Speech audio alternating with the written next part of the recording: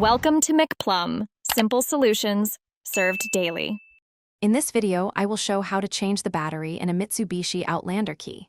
First, you will need a new CR2032 3-volt coin cell battery. You will also need a small flathead screwdriver or a coin to help open the key fob. Make sure you have a clean, well-lit area to work in. This simple task can be completed in just a few minutes, restoring full functionality to your key fob. Now, let's open the key fob. Look for a small indentation or slot, usually on the side where the physical key might be. Insert your small flathead screwdriver or a coin into this slot.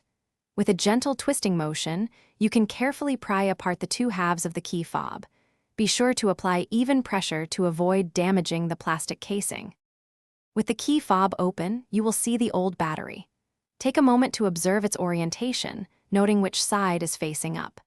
Gently use your screwdriver to pry out the old CR2032 battery from its holder.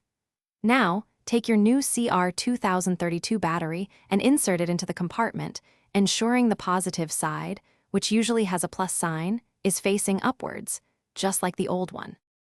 Finally, it's time to reassemble your key fob. Carefully align the two halves of the casing and press them firmly together until you hear a distinct click, confirming they are securely sealed. Once reassembled, test all the functions of your key fob, such as locking, unlocking, and the panic button, to ensure everything is working perfectly. You've successfully changed your battery. Thanks for watching. Stay juicy and subscribe.